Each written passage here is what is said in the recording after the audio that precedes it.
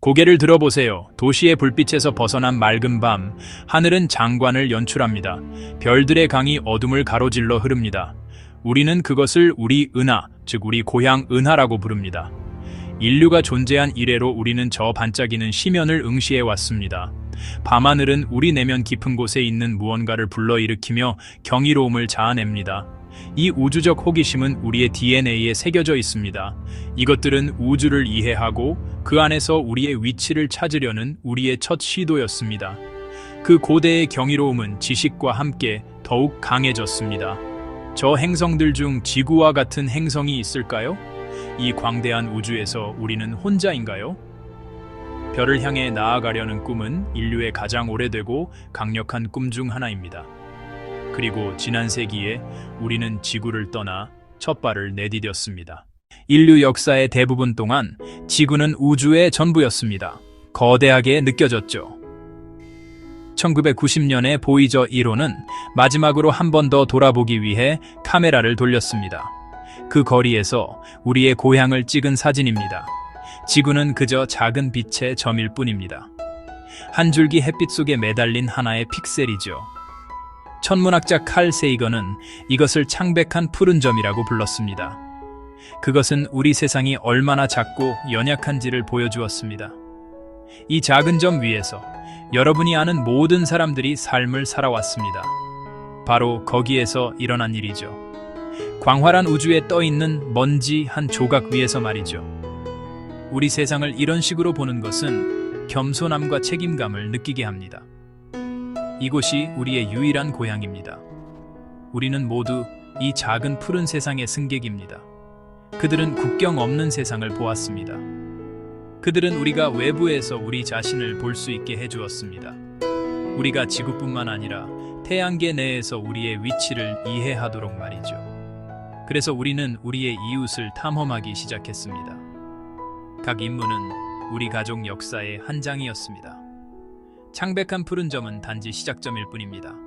진정한 도전은 울타리 너머에 있습니다. 우리 태양계는 거대하게 느껴지며 실제로도 그렇습니다. 태양계의 진정한 경계는 얼음 해성으로 이루어진 거대한 껍질인 오르트 구름입니다. 과학자들은 오르트 구름이 태양으로부터 1광년 이상 뻗어 있다고 믿습니다. 이것이 바로 우주의 만리장성, 순수한 거리로 이루어진 장벽입니다. 최고 속도로 이동해도 가장 가까운 이웃 별인 프록시마 센타우리에 도달하려면 수천 년이 걸릴 것입니다. 별들 사이의 텅 빈 공간은 우리가 직면한 가장 큰 도전입니다. 태양계를 벗어나는 것은 완전히 다른 차원의 도약이 필요합니다. 다른 별로의 여정은 인류가 시도했던 모든 것을 왜소하게 만듭니다. 수조 킬로미터에 달하는 바다를 어떻게 건널 수 있을까요? 지금 가진 도구로는 불가능합니다. 우리의 로켓은 경이로운 기계입니다. 지구의 중력에서 벗어날 만큼 강력하죠. 달까지 우리를 데려다 주었고 태양계의 모든 행성으로 탐사선을 보냈습니다. 하지만 기본적으로 화학 로켓입니다. 연료를 태워 제어된 폭발을 일으키는 방식으로 작동하죠. 이를 통해 앞으로 나아갑니다. 짧은 여행에는 훌륭한 기술입니다. 하지만 성간 여행에 비유하자면 폭죽으로 대서양 횡단 항해를 하려는 것과 같습니다. 의미 있는 거리를 가려면 우주 전체 질량보다 더 많은 연료가 필요할 겁니다. 따라서 태양계를 벗어나려는 꿈은 사실 우주선의 꿈입니다. 단순히 더 큰 로켓이 아니라 완전히 새로운 종류의 기계 말이죠. 우리가 이제 막 이해하기 시작한 원리로 작동하는 우주선입니다. 이곳에서 과학적 사실과 공상과학이 만납니다. 우리는 원자력으로 움직이는 우주선을 상상합니다. 핵분열이나 핵융합은 수십 년 동안 연속적인 추진력을 제공할 수 있습니다. 우리는 거대하고 반짝이는 태양 돛을 꿈꿉니다. 햇빛의 부드럽지만 끊임없는 압력으로 우주를 항해하는 거대한 거울이죠. 아니면 더 이국적인 아이디어도 있습니다. 예를 들어 이동하면서 성간수소를 모아 핵융합 엔진의 연료로 사용하는 것이죠. 이것들은 단지 엉뚱한 환상이 아닙니다. 물리학자와 엔지니어들이 탐구하고 있는 진지한 개념들입니다. 각각은 엄청난 과제를 안고 있습니다. 핵융합 추진 우주선은 자기 병 안에 별을 가두어야 할 것입니다. 태양 돛은 수 킬로미터 너비지만 비닐랩보다 얇아야 할 것입니다. 가장 강력한 반물질 추진기는 현존하는 가장 휘발성 높은 물질을 생산하고 저장해야 할 것입니다. 이 중 어떤 것이든 만드는 것은 인류 역사상 가장 복잡한 공학 프로젝트가 될 것입니다. 재료 과학, 에너지 생산, 로봇 공학 분야에 획기적인 발전이 필요할 것입니다. 하지만 꿈은 계속됩니다. 기술 그 이상을 의미하기 때문입니다. 인류의 미래에 관한 이야기입니다. 별은 영원하지 않다는 것을 우리는 알고 있습니다. 우리 태양도 언젠가는 적색 거성으로 부풀어 올라 지구를 삼킬 것입니다.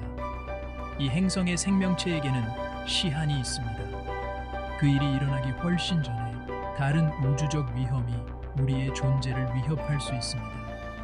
소행성 충돌, 근처의 초신성 폭발, 다른 항성계로 퍼져나가는 것이 우리의 유일한 장기 생존 전략일 수 있습니다. 우주선의 꿈은 다행성 종족 그리고 다항성 종족이 되는 꿈입니다. 별들 사이에서 인류의 미래를 확보하려는 꿈입니다. 우리의 여정은 거대한 도약이 아닌 일련의 작고 금속적인 발걸음으로 시작되었습니다. 인간을 보내기 전에 우리는 우리의 대리인을 보냈습니다. 우리는 로봇을 만들었습니다. 우주의 가혹한 현실을 견디도록 설계된 강인하고 똑똑한 탐험가들이었죠. 이들은 우리의 눈이자 우리의 귀였고 우리가 직접 방문하기에는 너무 멀고 위험한 세상에서 우리의 손이었습니다. 이들이 바로 우리의 성우자였습니다. 우주 탐사의 첫 세대는 기계의 시대였습니다. 그들은 회로에 우리의 호기심을, 안테나에는 우리의 야망을 담고 있었습니다. 하나하나가 공학의 경이로운 작품이었고 인류의 독창성을 대표하여 미지의 세계로 보내졌습니다. 소련의 루나 프로그램은 처음으로 성공을 맛본 프로그램 중 하나였습니다. 1959년 루나 2호는 달에 충돌하여 다른 천체에 도달한 최초의 인간이 만든 물체가 되었습니다. 불과 몇 주 후 루나 3호는 달의 뒷면을 비행했습니다. 그리고 인류가 이전에는 전혀 본 적 없는 달 뒷면의 희미하고 유령 같은 첫 이미지를 전송해왔습니다. 이것은 계시였습니다. 탐사 가능하다는 것을 보여주었죠. 우리가 우주에 닿을 수 있다는 것을요. 미국은 마리너와 파이오니어 프로그램으로 뒤를 이었습니다. 금성과 화성 옆을 비행하는 탐사선을 보내 우리의 행성 이웃들의 첫 근접 사진을 제공했습니다. 이 초기 임무들은 대담한 도박이었습니다. 우리는 진행하면서 배워나갔습니다. 로켓 과학은 새로운 분야였죠. 수백만 킬로미터 떨어진 곳과의 통신은 엄청난 도전이었습니다. 많은 임무가 실패했습니다. 발사대에서 폭발하거나 경로를 이탈하거나 아니면 단순히 침묵에 빠져 영원히 우주의 심연 속으로 사라지기도 했습니다. 하지만 실패할 때마다 우리는 중요한 것을 배웠습니다. 성공할 때마다 태양계의 모습은 더욱 선명해졌습니다. 금성이 지옥 같은 온실이며 표면이 납을 녹일 만큼 뜨겁다는 것을 발견했습니다. 화성은 극관이 있는 분화구 투성이의 먼지 투성이 사막이라는 것을 알게 되었죠. 왠지 모르게 친숙하게 느껴지는 세상이었습니다. 이 로봇 선구자들은 그 이후에 모든 것의 길을 열었습니다. 이들은 영토를 탐사하기 위해 먼저 보내진 정찰병들이었습니다. 그들은 방사선을 측정하고 대기를 분석했으며 표면을 촬영했습니다. 그들은 어디로 가는 것이 안전하고 어떤 위험을 예상해야 하는지 알려주었습니다. 그들은 단순히 기계가 아니었습니다. 그들은 우리의 감각을 확장하여 인간 경험의 경계를 넓혔습니다. 그들은 고대의 질문에 답했고 그렇게 함으로써 우리에게 완전히 새로운 질문들을 던져주었습니다. 로봇 탐사의 시대가 시작되었고 우리의 태양계는 서서히 그 비밀을 드러내기 시작했습니다. 1970년대 후반 희귀한 행성 정렬로 인해 그랜드 투어가 가능해졌습니다. 우주선은 각 행성의 중력을 이용해 다음 행성으로 튕겨나갈 수 있었습니다. 네이사는 보이저 1호와 2호를 제작했습니다. 1977년에 발사된 이들은 외부 태양계에 대한 우리의 이해를 재정의했습니다. 보이저 1호는 1979년 목성을 지나며 숨막히는 이미지를 전송하여 역동적이고 지질학적으로 활발한 시스템을 드러냈습니다. 다음으로 토성의 웅장한 고리가 자세히 드러났습니다. 보이저 2호는 천왕성과 해왕성의 첫 근접 촬영 사진을 제공했습니다. 이제 이들은 성간 공간을 여행하며 우리의 가장 먼 전령이 되었습니다. 태양계의 모든 행성 중 화성만큼 우리의 상상력을 자극한 행성은 없습니다. 화성, 붉은 행성. 화성은 오랫동안 우리의 이야기, 우리의 두려움, 그리고 우리의 희망의 대상이었습니다. G. 웰스의 침략자 화성인부터 현대의 화성 식민지 건설 꿈에 이르기까지 화성은 우리의 문화에서 특별한 위치를 차지합니다. 적어도 표면상으로는 우리 지구 외에 어느 정도 살기 좋아 보이는 유일한 세계입니다. 화성의 하루 길이는 지구와 거의 비슷합니다. 계절이 있고 극지방에는 얼음 덮개가 있습니다. 잠의 행성 같고 언젠가 제2의 고향이라 부를 수도 있는 곳처럼 느껴집니다. 화성에 대한 우리의 로봇 탐사는 길고 극적인 이야기였습니다. 심장이 멎을 듯한 성공과 처참한 실패로 가득했습니다. 첫 번째 성공적인 근접 비행은 1965년 나사의 마리너 4호였습니다. 이는 우리에게 달처럼 구덩이가 많은 표면을 보여주었습니다. 그리고 1976년에 바이킹 착륙선이 착륙했습니다. 이들은 화성 토양에서 생명체의 흔적을 찾기 위한 실험을 수행한 최초의 탐사선이었습니다. 결과는 모호하고 흥미로웠지만 궁극적으로는 결론을 내릴 수 없었습니다. 수십 년 동안 우리는 궤도선을 보내 위에서 행성을 매핑하고 지리와 지질에 대한 상세한 그림을 그렸습니다. 우리는 고대 강바닥의 증거를 찾았고 삼각주 그리고 광활한 바다를 발견했습니다. 화성 탐사의 현대 시대는 로버의 시대입니다. 이 바퀴 달린 지질학자들은 우리의 발이 되어 지표면을 누볐습니다. 2004년에 착륙한 쌍둥이 로버 스피릿과 오퍼튜니티는 90일 동안 작동하도록 설계되었습니다. 하지만 오퍼튜니티는 거의 15년 동안 탐사를 계속했는데 이는 견고한 설계의 증거였습니다. 이들은 한때 화성 표면에 액체 상태의 물이 자유롭게 흘렀다는 결정적인 증거를 발견했습니다. 그리고 큐리오시티가 등장했습니다. 자동차 크기의 이동식 과학 실험실입니다. 2012년에 착륙하여 그 이후로 샤프산을 오르며 수십억 년에 걸친 화성의 기후 변화 역사를 말해주는 암석층을 분석하고 있습니다. 오늘날 퍼서비어런스와 같은 로버들은 다음 단계를 밟고 있습니다. 퍼서비어런스는 화성의 과거 환경을 연구하는 것을 넘어 고대 미생물 생명체의 흔적을 적극적으로 찾고 있습니다. 암석에서 코어 샘플을 채취하여 표면에 보관하고 있습니다. 미래의 임무는 이 샘플들을 수거하여 지구로 가져오는 것입니다. 이는 기념비적인 성과가 될 것입니다. 우리는 다른 행성의 조각들을 처음으로 우리의 실험실에서 가장 강력한 장비로 분석할 수 있게 될 것입니다. 화성에서의 생명체 탐사는 우리 시대의 위대한 과학적 탐구 중 하나입니다. 우리가 행성에 많은 초점을 맞춰왔지만 우리의 첫 발걸음은 태양계를 채우고 있는 더 작고 기이한 천체들로도 향했습니다. 우리는 소행성과 해성의 탐사선을 보냈습니다. 이것들은 단지 바위와 얼음 덩어리가 아닙니다. 그것들은 타임 캡슐입니다. 그것들은 46억 년 전 태양계가 형성될 때부터 남아있던 원시 물질들입니다. 46억 년 전. 그것들을 연구함으로써 우리는 원료에 대해 배울 수 있습니다. 지구와 다른 행성들을 형성하기 위해 합쳐진 원료 말이죠. 그것들은 우리 세계의 기원과 어쩌면 물과 생명 자체의 기원에 대한 단서를 쥐고 있습니다. 일본의 하야부사나 나사의 오시리스 렉스 같은 임무들은 놀라운 위협을 달성했습니다. 그들은 수백만 킬로미터 떨어진 작은 소행성에 도달하기 위해 수백만 킬로미터 떨어진 곳까지 수년 동안 이동했습니다. 그들은 이 작고 불규칙한 모양의 천체들을 궤도에서 돌았습니다. 그들은 표면을 매핑하고 대담한 기동으로 표면에 근접하여 먼지와 암석 샘플을 채취했습니다. 그리고는 다른 세계에서 온 귀한 화물을 싣고 귀한 화물을 싣고 지구로 돌아오는 긴 여정을 시작했습니다. 이 샘플들을 분석하는 것은 행성의 구성 요소를 이해하는 데 도움이 됩니다. 그리고 우리 우주 이웃의 역사를 아주 상세하게 이해하는 데 도움이 됩니다. 우리는 또한 혜성을 쫓았습니다. 유럽 우주국의 로제타 임무는 천체 항해의 걸작이었습니다. 태양계를 10년 동안 여행하며 67P 혜성과 만났습니다.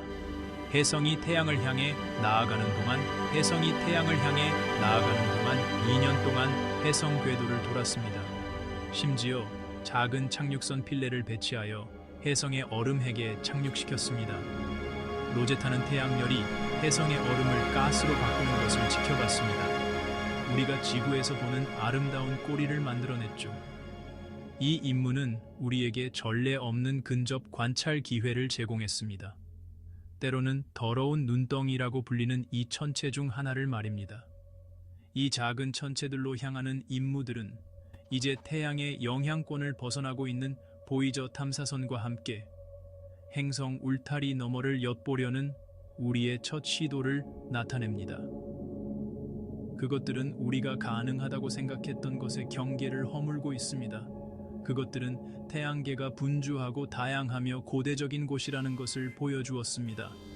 하지만 그것들은 또한 얼마나 큰지 다시금 확인시켜 주었습니다. 모든 임무는 수년, 때로는 수십 년에 걸친 노력이었습니다. 그것들은 우주 바다로 향하는 우리의 첫 시험적인 발걸음입니다. 하지만 성간 우주의 해안선은 아직 엄청나게 멀리 떨어져 있습니다. 우리는 우리 뒷마당을 탐험했지만 진정한 미개척지는 아직 앞에 있습니다. 우리가 마주한 첫 번째 장벽은 바로 거리입니다. 우주는 우리의 규칙대로 움직이지 않습니다.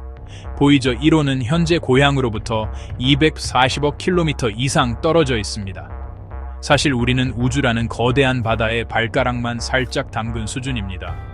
태양계를 100원짜리 동전 크기로 줄여볼까요? 보이저 1호는 동전 끝을 겨우 지나쳤을 겁니다.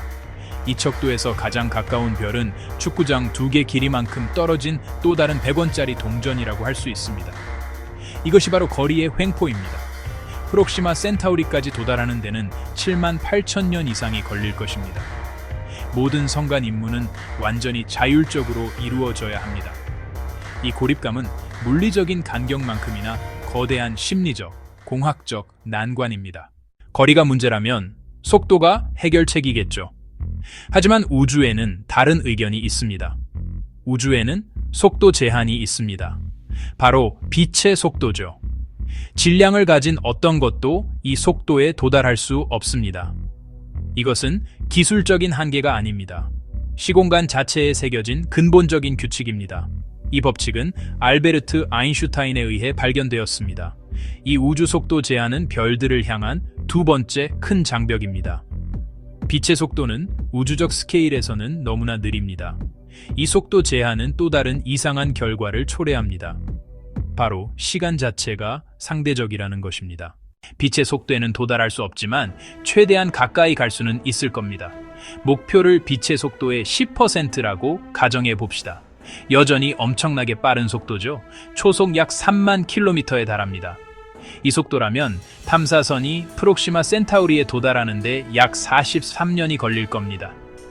로봇 임무치고는 관리 가능한 시간 범위죠.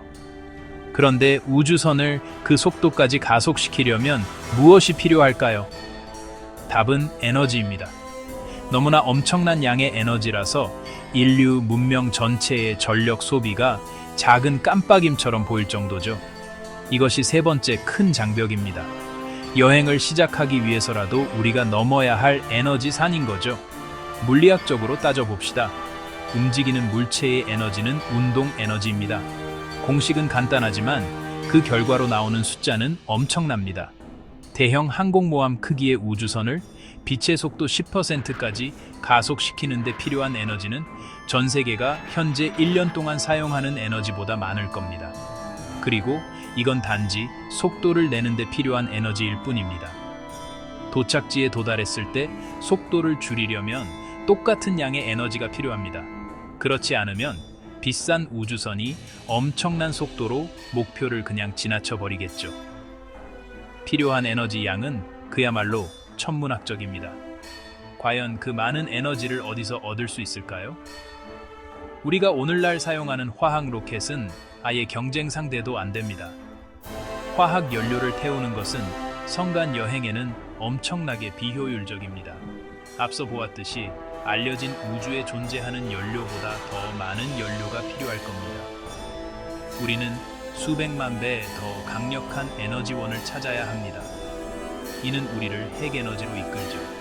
핵분열이나 핵융합을 통해 원자의 힘을 이용하는 것이 에너지산을 오르는 첫 번째 그럴듯한 단계입니다. 그렇다 해도 공학적 난제는 엄청납니다. 핵융합 로켓은 본질적으로 통제된 수소폭탄과 같을 겁니다. 기계 안에 별의 힘을 담아내는 거죠. 이 거대한 에너지 요구량은 단순히 기술적인 문제만이 아닙니다. 문명적인 문제이기도 하죠. 우주선을 발사할 수 있는 동력원을 개발하고 건설하는 것은 인류 역사상 여러 면에서 가장 크고 비싼 프로젝트가 될 겁니다. 여러 세대에 걸쳐 지속되는 전 세계적인 노력이 필요할 겁니다. 이는 우리의 경제와 우선순위를 근본적으로 재편하여 단 하나의 멀리 떨어진 목표를 향하게 하는 것을 의미합니다. 우리는 과연 종으로서 그렇게 장기적이고 통일된 집중을 할 수 있을까요? 에너지 장벽은 우리의 과학적 역량만큼이나 사회적, 정치적 의지를 시험하는 것입니다. 우리가 거리, 속도, 에너지 문제를 다 해결했다고 가정해 봅시다. 이제 우리 우주선은 광속에 가까운 속도로 우주를 가로지르고 있습니다. 항해는 시작되었습니다. 하지만 이제 새롭고 교묘하지만 치명적인 위험이 나타납니다. 성간 공간은 완벽하게 비어있지 않습니다. 그곳은 옅은 가스, 수프와 먼지, 그리고 미세 유성체로 가득 차 있습니다. 지구에 사는 우리에게 이 성간 물질은 거의 완벽한 진공 상태입니다. 하지만 상대론적 속도로 움직이는 우주선에게는 치명적인 지뢰밭이 됩니다. 이것이 네 번째 장벽입니다. 즉, 방역하는 우주이죠. 물리학을 다시 생각해 봅시다. 충돌의 파괴력은 속도의 제곱에 비례합니다. 광속의 10% 또는 20% 속도로 움직일 때 아주 작은 먼지 한 톨도 치명적인 발사체가 됩니다. 1g도 안 되는 모래알 하나가 1톤의 TNT 폭발 에너지와 맞먹는 위력으로 우주선에 충돌할 것입니다. 작은 자갈 하나는 소형 원자탄의 위력으로 충돌할 것입니다. 우주선은 이 작고 초고속인 총알들에 끊임없이 폭격을 받게 될 것입니다. 어떤 형태의 보호장치 없이는 선체가 침식되고 센서가 파괴되며 결국 우주선은 산산조각 날 것입니다. 이는 모든 성간 우주선에 방어막이 필요하다는 것을 의미합니다. 하지만 어떤 종류의 방어막이 이런 맹공격을 견딜 수 있을까요? 두꺼운 장갑판은 너무 무거울 것입니다. 그 추가 질량을 가속하는 데 필요한 에너지는 엄청날 것입니다. 방어막 자체도 시간이 지남에 따라 침식될 것입니다. 아마도 자기장 방어막이 전하를 띤 가스 입자를 튕겨내는 데 사용될 수 있을 것입니다. 하지만 중성 먼지 입자는 그대로 통과할 것입니다. 어떤 이들은 먼지 방어막을 제안했습니다. 두꺼운 입자 구름이나 우주선 훨씬 앞에 배치된 물질판을 이용해 초기 충격을 흡수하자는 것이죠. 하지만 그 공학적 난이도는 상상을 초월합니다. 속도를 높일수록 문제는 더욱 심각해집니다. 더 빨리 이동할수록 충격은 더욱 빈번하고 강력해집니다. 이는 악순환을 만듭니다. 여행 시간을 단축하려면 더 빨리 가야 합니다. 하지만 더 빨리 가려면 더 튼튼하고 무거운 방어막이 필요하죠.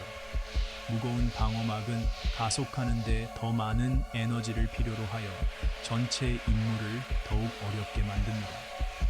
이 사소해 보이는 성간 먼지 문제가 가장 해결하기 어려운 공학적 과제 중 하나가 될 수 있습니다. 이것은 끊임없이 우주선을 갉아먹는 위협이며 별들 사이의 빈 공간을 사격장으로 만들고 우리 우주선은 그 표적이 되는 것입니다. 물리학과 공학을 넘어 마지막이자 어쩌면 극복할 수 없는 장벽이 있습니다. 그것은 물리적인 법칙으로서가 아니라 인간의 경험으로서의 시간 그 자체의 장벽입니다. 우리가 상상할 수 있는 가장 낙관적인 기술로도 가장 가까운 별까지의 여정은 수십 년, 아니 수세기가 걸릴 것입니다. 이는 생물학적, 심리학적으로 깊은 도전 과제를 제시합니다. 지구에서의 자연 수명보다 길어질 여정 동안 어떻게 승무원들을 살아있고 건강하며 온전한 정신 상태로 유지할 수 있을까요? 이것이 5번째 장벽인 장거리 비행의 막대한 인적 비용입니다. 여러 세대에 걸친 여정에서는 단순히 우주선만 발사하는 것이 아닙니다. 바로 하나의 사회를 발사하는 것이죠. 수세기 동안 스스로 유지될 수 있는 폐쇄 루프 생태계가 필요할 것입니다. 모든 물방울, 모든 공기 분자, 모든 영양분을 재활용해야 할 것입니다. 음식을 재배하고 폐기물을 관리하며 안정적인 환경을 제공해야 할 것이고, 이 모든 것이 외부 자원으로부터 완전히 단절된 채로 이루어져야 합니다. 우리는 아직 그런 시스템을 만들어 본 적이 없습니다. 가장 큰 시도였던 바이오스피어2는 불과 2년 만에 심각한 문제에 직면했습니다.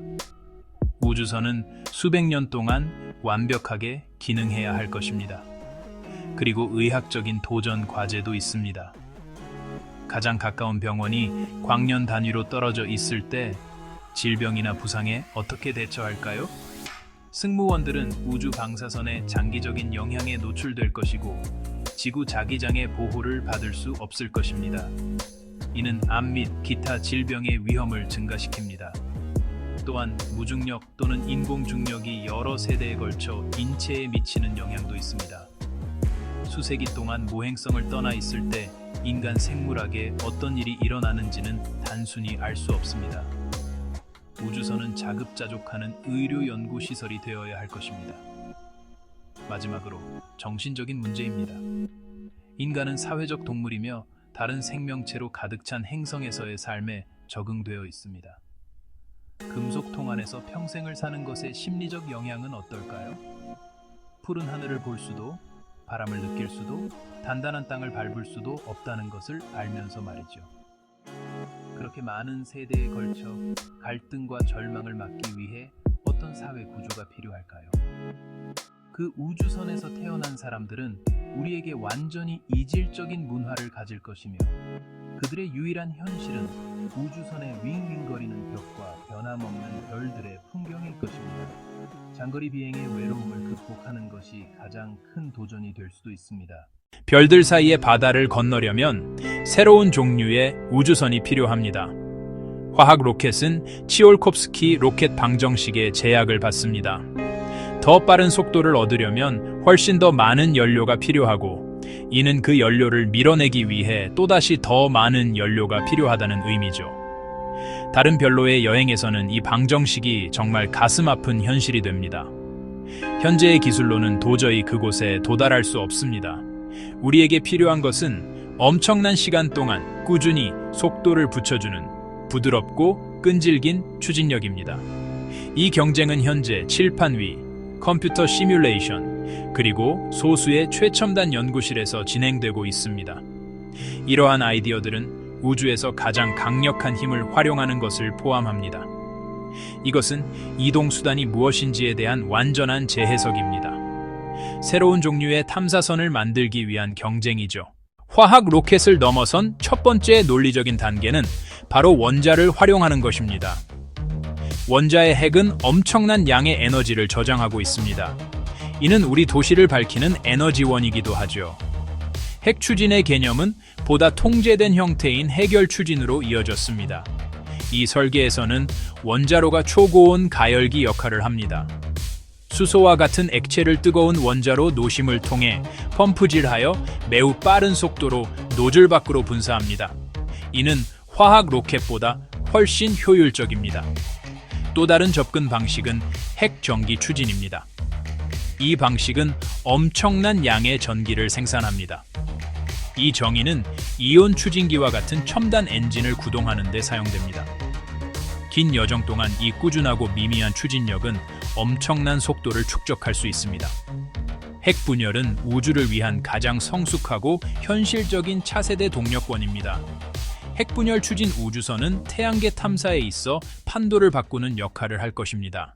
핵융합은 별들의 에너지원이자 우리 태양을 빛나게 하는 힘입니다. 우주선에서 핵융합을 활용한다면 엄청난 힘을 가진 엔진을 만들 수 있을 겁니다. 자기장 챔버 안에 수소 동위원소를 수백만 도로 가열한 작은 별을 만드는 것이 바로 그 꿈입니다. 이 플라즈마는 자기장에 의해 압축되어 원자들이 융합하고 추진력을 생성하게 됩니다. 하지만 태양보다 뜨거운 플라즈마를 가두는 것은 엄청나게 어려운 일이라 해결해야 할 과제들이 산더미 같습니다. 이런 어려움에도 불구하고 핵융합은 우주여행의 혁명을 가져와 태양계 너머까지 탐험할 문을 열어줄 것입니다. 연료를 가져가지 않아도 된다면 어떨까요? 로켓 방정식은 연료의 질량 때문에 매우 불리합니다. 이것이 바로 태양 도체 아이디어입니다. 우주 여행에 대한 또 다른 접근 방식이죠. 태양 돛은 단순히 햇빛에 의해 추진되는 거대한 초박형 거울입니다. 광자가 거울에 부딪히면 거울에 아주 작은 힘을 가하게 됩니다. 우주의 진공 상태에서는 이 작은 힘으로도 엄청난 일을 이룰 수 있습니다. 가속은 완만하겠지만 결코 멈추지 않을 겁니다. 몇 달, 몇 년에 걸쳐 태양 돛으로 추진되는 우주선은 매우 빠른 속도에 도달할 수 있습니다. 성간 여행의 경우 태양의 빛은 너무 약해집니다. 거대한 레이저 또는 레이저 배열이 멀리 떨어진 성간 탐사선의 돛을 향해 발사되는 것을 상상해 보세요. 한 개념은 레이저를 사용하여 나노 우주선을 추진하고 20년 남짓 만에 프록시마 센타우리에 도달하는 것을 상정합니다. 이것은 아름답고 대담한 아이디어입니다. 하지만 기술적인 난관은 엄청납니다. 반물질은 물질과 만나면 순수한 에너지로 폭발하며 사라지는데 이는 알려진 에너지 방출 중 가장 효율적입니다. 이론적으로는 단 몇 그램만으로도 우주선을 가장 가까운 별까지 보낼 수 있고 빛의 속도에 가깝게 도달할 수 있습니다. 하지만 여기에는 두 가지 거대한 난관이 있습니다. 반물질을 만드는 것은 엄청나게 비효율적이고 비용이 많이 들며 이를 안전하게 저장하는 것은 거의 불가능합니다. 현재 기술로는 아주 미미한 양만 만들고 보관할 수 있습니다. 그것도 아주 짧은 시간 동안만요. 생산과 저장 모두 혁신을 이루기 전까지 반물질은 먼 꿈으로 남아있을 것입니다.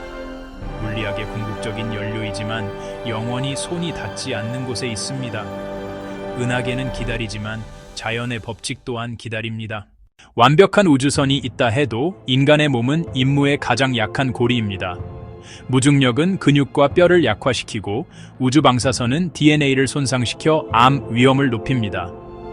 인공 중력과 강력한 차폐막이 필수적이지만 이는 엄청난 복잡성과 질량을 더합니다.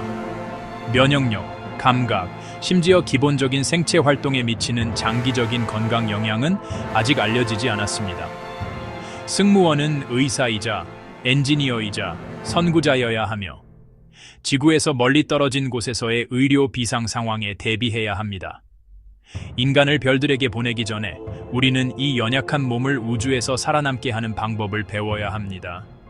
가장 큰 공학적 도전은 어쩌면 우리 자신일지도 모릅니다. 우주선은 그 자체가 하나의 자급자족하는 세상이어야 합니다.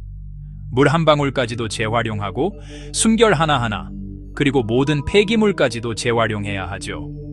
식물은 산소와 식량을 제공하며 작은 생태계를 만들어낼 것입니다. 하지만 안정적인 폐쇄형 생물권을 구축하는 것은 말처럼 쉽지 않습니다. 지구에서 진행된 생물권 실험들은 산소 손실, 이산화탄소 급증, 그리고 생태계 붕괴로 어려움을 겪었습니다. 이 시스템은 수세기 동안 완벽하게 작동해야 하며 모든 고장에 대비한 백업 시스템을 갖추어야 합니다. 승무원들은 전문 농부이자 생태학자 그리고 문제 해결사여야 합니다. 생명 유지는 단순한 기술이 아닙니다. 그것은 매일 그리고 여러 세대에 걸친 생존을 의미합니다. 아주 작은 실패라도 임무 전체를 망칠 수 있습니다. 정신은 그 자체로 우주적인 시험에 직면합니다. 금속으로 된 세상에서 평생을 살아가며 탈출구도, 사생활도, 새로운 지평도 없이 지내야 합니다. 고립은 스트레스를 낳고 짧은 임무에서도 갈등과 절망을 불러옵니다. 우주선에서 태어나고 죽는 세대들은 멀리 떨어진 신화 같은 목적지에 갇혀 있다고 느낄 수 있습니다. 사기, 목적 의식, 그리고 공동체를 유지하는 것은 공기나 물만큼이나 중요합니다. 승무원들은 강인하고 적응력이 뛰어나며 공동의 임무로 뭉쳐야 합니다.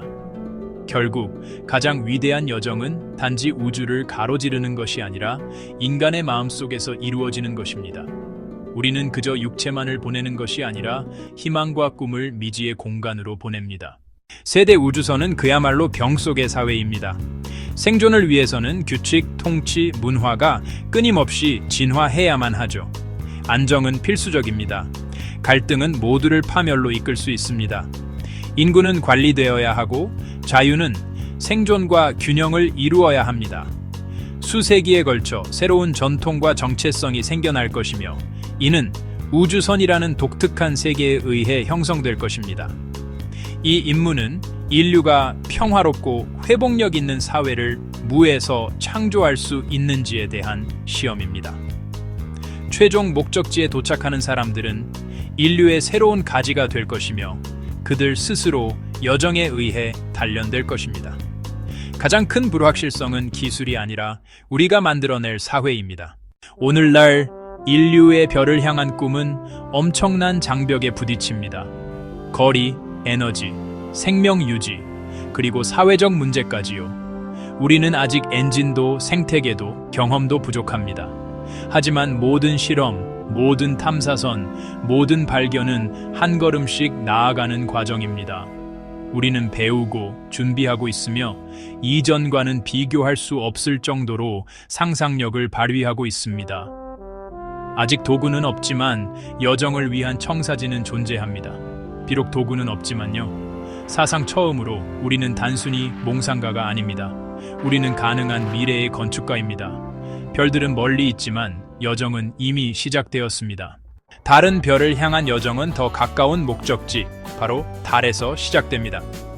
다음 거대한 도약은 달로 돌아가 그 다음 화성으로 가는 것입니다. 달과 화성은 우리가 우주에서 사는 법을 배우는 훈련장입니다. 달의 영구적인 주거지를 건설하는 것은 우리에게 귀중한 교훈을 줄 것입니다. 우리는 자원을 추출하고 서식지를 건설하는 방법을 배울 것입니다. 달은 우리가 실수를 저지를 수 있는 곳이며 집은 불과 3일 거리에 있습니다.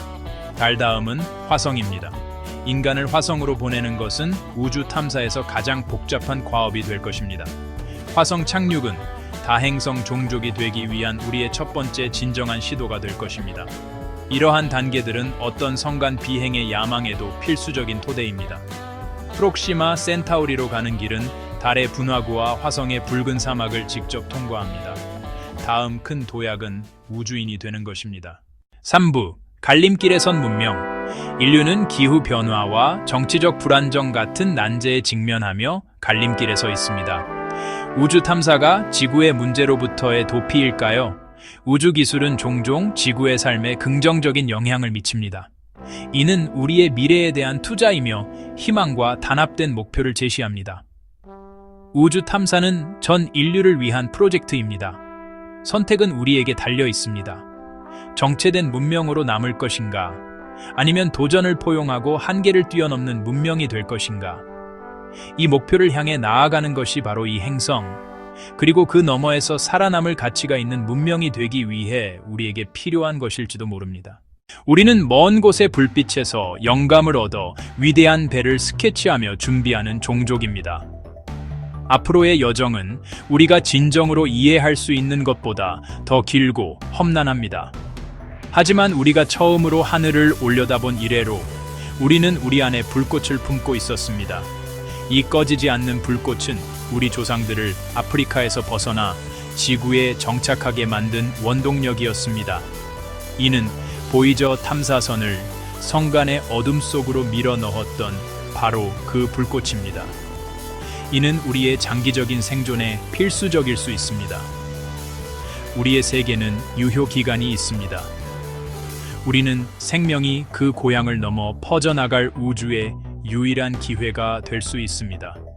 이것은 단순히 모험에 관한 것이 아닙니다. 우리가 아는 가장 위대한 보물, 바로 생명 자체를 지키는 일입니다. 우리는 우주의 부름이 너무나 강렬해서 무시할 수 없기에 이 일을 할 것입니다. 별들이 기다리고 있습니다. 하지만 우주선의 꿈은 살아있고 언젠가 우리의 후손들은 도약할 준비가 될 것입니다.